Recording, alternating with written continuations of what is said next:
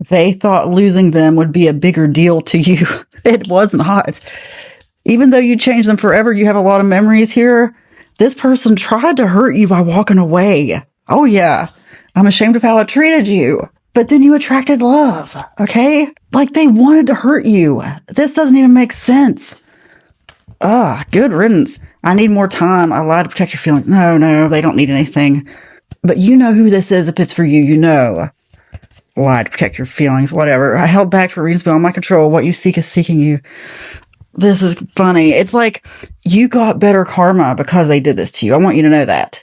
This might be someone who you have cried over, or if not cried, just been heartbroken over, because that was their intention. They wanted to hurt you. Okay?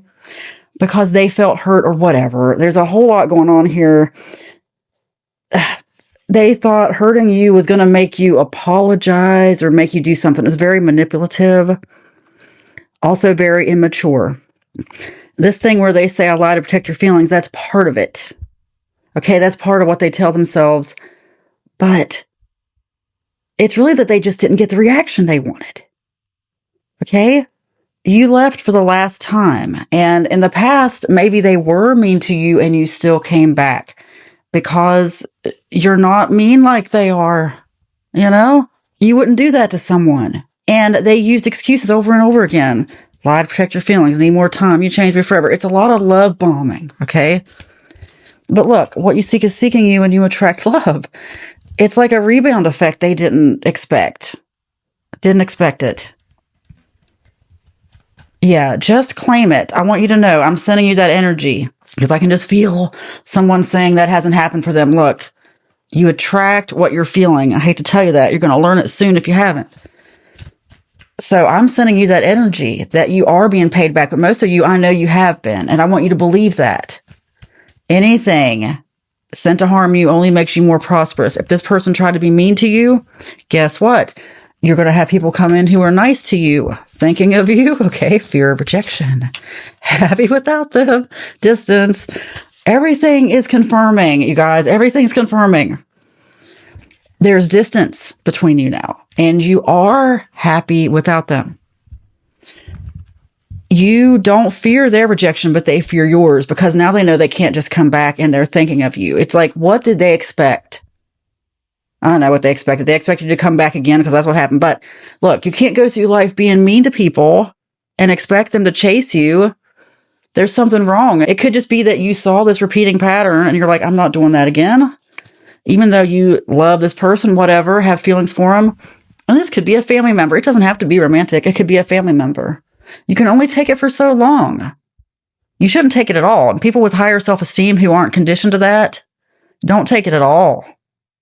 A lot of us are people pleasers. We are conditioned to people being mean to us because we come from people who are mean to us.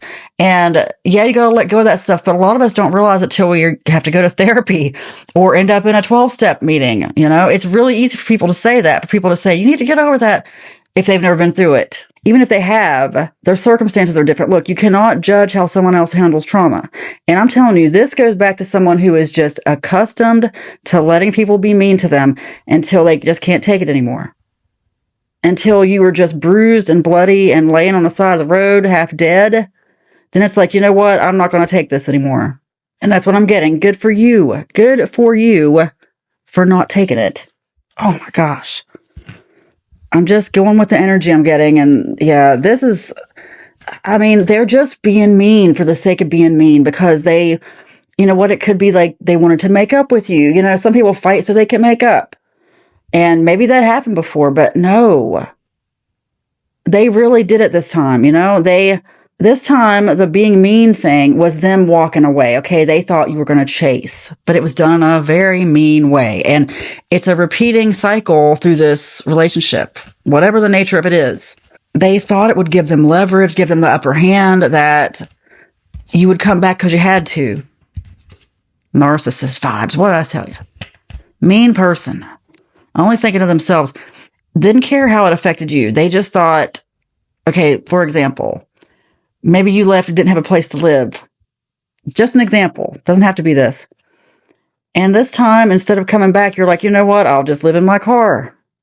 I'll just go to a homeless shelter. I will take all the money I have and go to a hotel, whatever. But you didn't go back. And honestly, they're pretty shook by that. They are shaken. And good for them. Good for you. They do not deserve to treat you this way. You do not deserve to take it. Narcissist. Don't rub it in their face. That's what I'm really getting. Is this happy without them? You don't need to rub it in their face. Just go on. Don't give them any fuel. Do not give them any fuel. If they want to come back and apologize, if you're willing to accept an apology, that's one thing. And I'm not saying take them back. I just mean accept the apology and move on. You know what I mean? Be like, okay, I forgive you, but I'm not going back. You can only take that for so long. And you shouldn't take it at all. But I know a lot of us, I'm telling you, we are accustomed to it. And don't listen to anybody who tries to tell you otherwise, who tries to tell you that it's your fault for going along with it. Obsessed. That's how they feel now.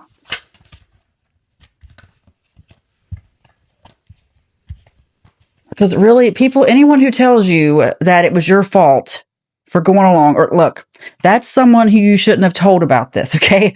You don't need to go around telling everybody your trauma, because that makes it so much worse. And a lot of us learn that the hard way too, because people are not therapists. They are not psychologists. Your average person who you're going to tell, I went through this, the person who's going to say, well, that wouldn't have affected me that way. I would have been stronger than that. That's someone who just didn't deserve it. They did not deserve the air coming out of your mouth, okay?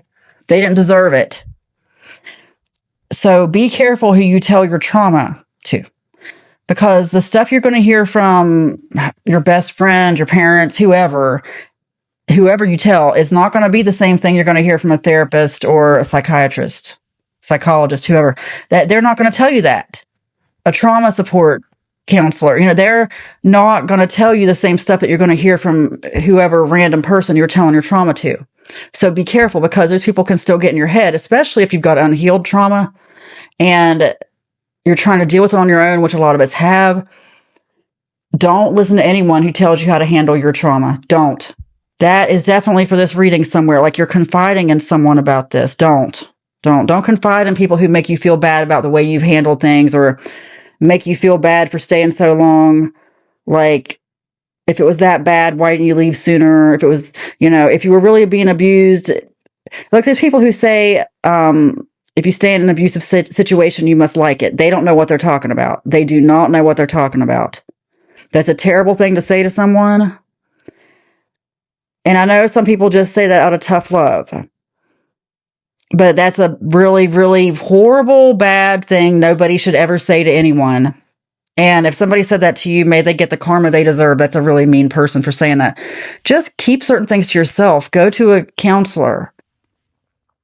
And don't be ashamed to do that. You know what? Don't even tell people you're doing it. I know I'm talking to some people right now who you can't help it. It's like things happen and you want to talk about it. Sometimes the best thing you can do is just be quiet. Even about your pain, to the wrong people. Okay? Save it for a time when, like I said, trauma support, therapy, 12-step meetings, something like that. But I feel like there's someone around you triggering you even more, because they're trying to tell you how you should have handled this. Just go on and be careful who you tell your trauma to, okay? Like, not everybody deserves your trauma. That's vulnerability. Not everyone deserves that. They don't deserve to hear about it. Professional bag fumbler. Oh, a lot of people would not have let this go on this long. This person has fumbled a lot. And what happened was they found someone they could trample on. And I'm sure they have their problems too. In fact, this could be the one person you could confide your trauma to, except when it came to trauma about them. Whew, this is a heavy reading. It didn't start out that heavy, but it got heavier. Anyway, let's go on to how you need to handle it. Any advice? You are a lighthouse. You will not be deceived. Release your fear. You are in bondage to no one. You are ready. This is about this person. You're not in bondage to them. Also, you're not in bondage to the trauma. You're not deceived by trauma, because some of us who have been through that, if we haven't worked through it, haven't learned to recognize the signs, the red flags, We go through life attracted to this over and over, like putting up with people other people won't put up with, really, because we think we're supposed to, because we're trying to be the nice person. But you don't have to put up with this from anyone. Release your fear. You are ready. Some of you, I hope I just talked into going to therapy. And no, I can't be your therapist. That's why these readings are the way they are. I move on. I cannot listen to anyone's trauma. It's just something I can't do anymore. I've done that a lot, and it sends me into immediate autistic burnout. But I do pray and hope that you will that you will go to therapy or get the help you need. Find someone safe you can confide in.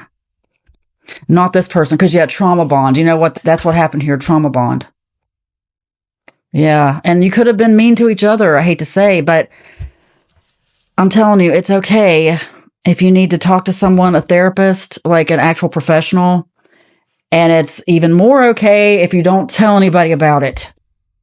Okay? Because I know some of you, especially men, I hate to say, it's really sad, but men can be really easily shamed out of going to therapy because you're supposed to be strong or whatever. Or especially if you're telling other men about it, they'll try to make you feel bad, but they're projecting. Don't tell those people.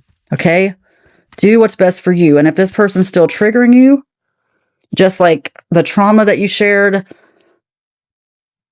the stuff you went through, the fact that you're just now realizing that you had a self-esteem issue, that stuff you save for therapy. Okay? Last card. You look much younger than your age. That keeps coming out. That means everything is restored. The pain, the damage, everything you think they took from you, no, you're restored. You are healed. You get your time back. You are healed from the top of your head to the soles of your feet. Every cell of your body is renewed, is happy. Every cell of your body is happy. I just saw a video about that tonight, and it's a great thing to say. You have joy, you find joy, and you put this behind you. You look much younger than your age. It is spoken, it is written, and so it is. Amen.